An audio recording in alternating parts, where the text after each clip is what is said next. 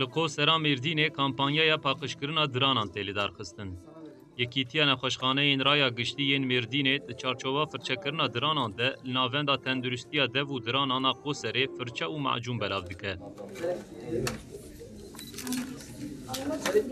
Di bergeha kampanyayê de ji xwendekaran re ku rewşa wan a aboriyê nebaşe 2500 firçe û macûna diranan hat belavkirin.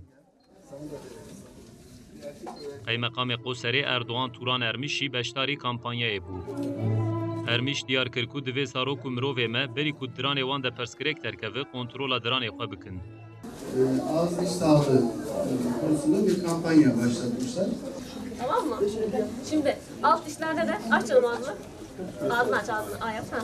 Alt dişlerde şu şekilde koyuyoruz. Gene aynı şekilde. Qeymeqam Ermiş diyar kir ku ji bo vê kampanyayê çi ji destê wan were dê bikin.